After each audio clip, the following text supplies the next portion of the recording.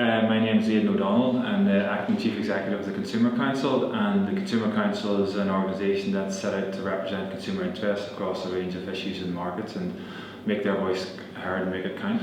Well, what attracted me to the MBA at the University of Ulster was the course content itself. It had a very practical and wide remit in terms of what it covered, but also from listening to other people that went through the course, it was very practical focused, so it wasn't just on the academic theory. It also brought in a lot of actually industry experts and practical experience, because that really helped translate what you learn in the textbooks and the journals into actually how that is in the real world experience, and that's actually the most fundamental bit of it, is how you apply it.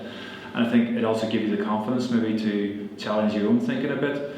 I think the university was very good at almost giving you a framework, and you work within that and help find your own path in some ways to learn more and actually apply that in your own workplace.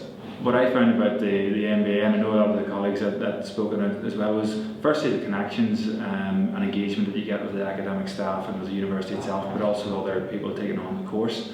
And I think the biggest thing across the piece is actually being able to ask the right questions is often what I've taken away from it. So you've got a very, very broad understanding of a lot of different areas of management and leadership, and you may not need to be the expert in all those areas within your workplace, but you do know how to question and tease and get the best outcome. And that whole teamwork and collaborative approach, I think, has been the most important theme that runs through all the different modules within the course itself. Well, certainly from my own personal position, the MBA has been a very big contributor to me acting up into a chief executive position. It's provided me with a lot of, I suppose, confidence in my own skill sets, and also something to refer back to in terms of when you want to take on a new idea or consider a new option. And I think it does allow you to interrogate what you're working on in a much more disciplined and strategic way. So I think that whole rounder thinking and strategic thinking is a key aspect of what I've taken away from it, and certainly helped the way I work, and actually to be more reflective on the way that you work as well. So you